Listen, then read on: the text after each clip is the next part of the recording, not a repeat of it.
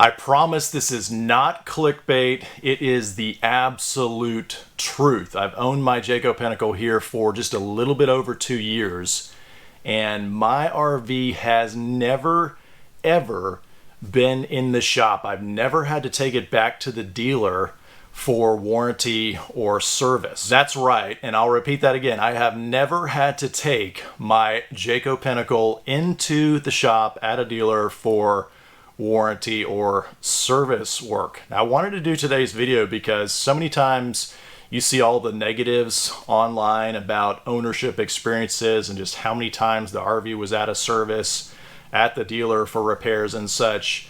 And you know, sometimes it makes you as a prospective buyer especially reluctant to buy that brand then because you've heard these horror stories.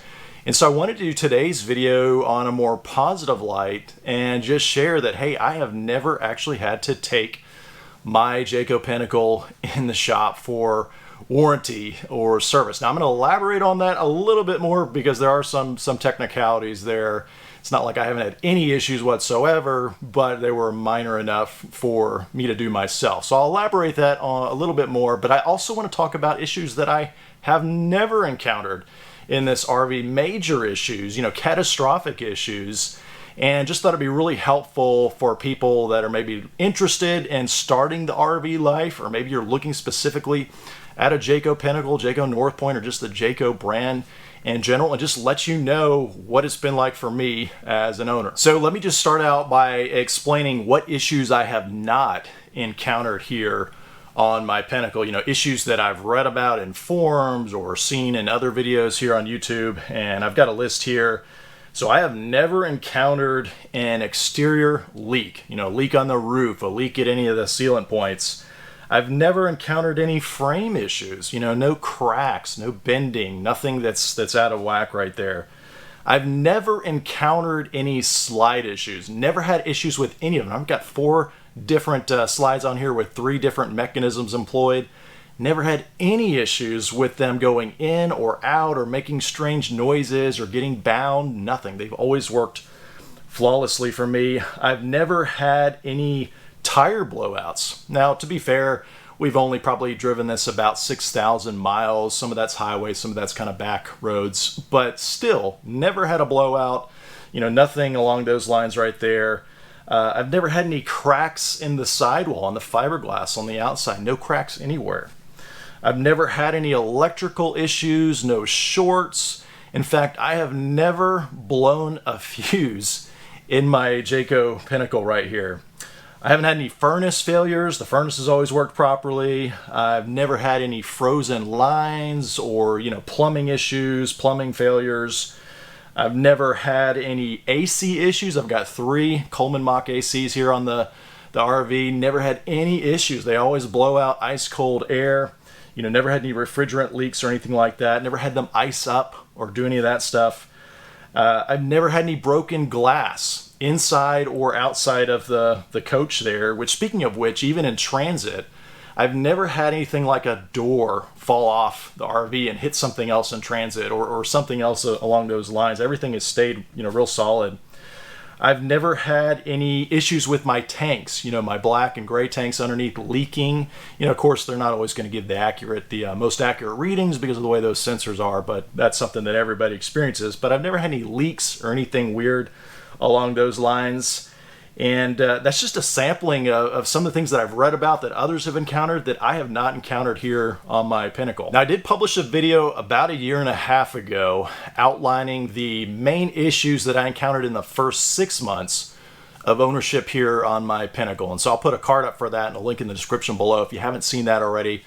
But basically that video, I did that not to bash Jayco or point out all the flaws in the product, but really for prospective owners that are looking at the Jayco Pinnacle or the North Point, you know, any of the luxury fifth wheels there, or maybe another lineup within Jayco, you know, what you should expect as an owner, what kinds of issues to kind of give you an idea of the severity. Because let's face it, it doesn't matter what brand RV you buy, you're going to have issues.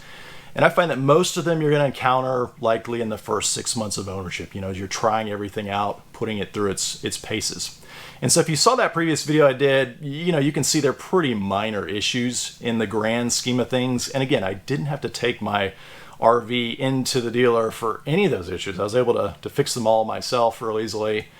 So go back and watch that video if you haven't already. But since then, I mean, I've had some small issues here and there. I mean, things like the roller shades. You know, I had about 4 of these roller shades that got stuck in the down position. And if you have roller shades, you know what I'm talking about. Basically, the spring mechanism fails inside and they're stuck and they no longer retract. You know, stuff like that.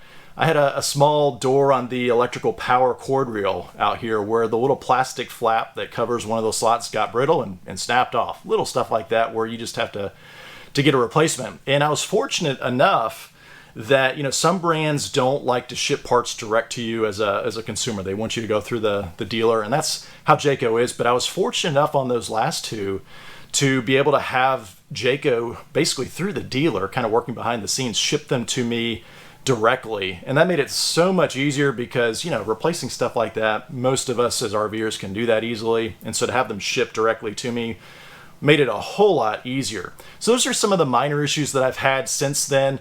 I think the biggest issue that almost, and I'll say that again, I almost had to take my Pinnacle into the shop for was my main awning out there. And if you're one of my subscribers, you probably remember back a while ago that I had a tear on the awning material where it attaches to the roller tube. And basically Lippert had a recall years ago on some different awnings, the way that the awning material was welded to that roller tube and it wasn't done properly, and they caught it later and so they recalled it. But basically it would tear off of the roller tube.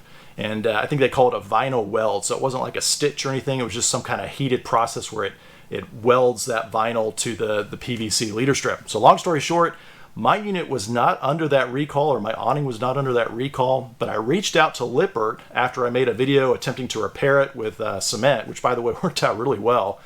But I reached out to Lippert, and they actually agreed to send me a replacement fabric for the awning as a goodwill gesture, even though I was technically out of warranty, even though it wasn't covered by the recall. So I was really excited about that. Lippert was awesome to work with.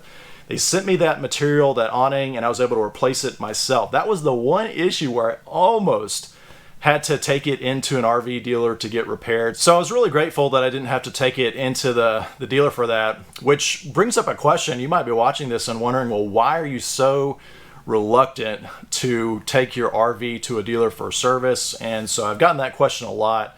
I did a full video and I'll put a card up for that as well if you haven't seen it. But basically, in short, not just the time that it takes, you know, to get your RV there and to work with the dealer in person. I mean, that is a huge hassle, especially when you have a larger fifth wheel and maybe your dealer is a good distance away. But then also there's just a lot of risk when you're leaving your RV on a dealer lot, sitting for weeks at a time, and just things that could go wrong. And maybe it's not done the right way, the way you'd like it to be done, and a more permanent fix. And so anyway, I'll put a card up for that video, but that's why I really prefer to have things done myself. And I want to make sure, you know, things are done the right way and repaired so I don't have to come back a second time and do it again. Which, on that note, I'll just mention there are some things that I did repair that were technically covered under warranty, but I chose to pay out of pocket. You know, some of it was due to me not wanting to have to take it into a dealer, right, and spend that time and really looking at the cost of the part, you know, 10, 15, 20 bucks. It was easier for me just to pay out of pocket, and that way I can replace the part myself. And then sometimes it was parts where I knew what they were going to replace it with was inferior, and the same problem would, you know, present itself again in the future. A good example of that would be the steps on my RV that were wrapped in thermofoil, and they started tearing along the grooves for traction. And I knew that, hey, if I submit a warranty claim for this to the dealer, yeah, they're going to send me some new treads, or send the dealer new treads rather, put those on, but I'm going to have the same problem, you know, in 6 months to a year. So I ended up making new treads out of solid wood so that I wouldn't have that you know, same problem down the long road. So again, my RV has never been in the shop. I've never had to take it to the dealer for warranty work, and I've owned it for over 2 years. So let me talk a little bit about why that is. You know, first off, I do think it speaks to the manufacturer, the quality and engineering that goes into a product, because you know, sometimes different brands maybe struggle with a particular aspect of manufacturing, and then you see owners saying, oh yeah, that's the dreaded, you know, slide issue or floor issue, and they got to rip everything out and do things like that. And they're kind of learning that manufacturing engineering side, especially some of the newer brands. But I really think after owning My Pinnacle here that the engineers at Jayco that, put everything together as a complete package, especially the big stuff like the slides and the frame and the structure, it seems like they really know what they're doing. They have a lot of experience. And so I think because of that, I have not had to take my RV into the shop because everything was put together. They've, done different things over the years and realized, hey, we don't need to do that again. We need to do this to make sure we don't get warranty, recalls and such. So I think it does speak to the manufacturer a good bit in that, the manufacturer's taking the time to sort all those problems out ahead of time and deliver a really quality product in the end. So I consider myself really blessed. I'm really thankful that we didn't have any major issues over the last 2 years. And I also think some of that could be due to the way an owner uses their RV. I mean, let's say, you're living full-time in your RV, but it's stationary at one place and never moving,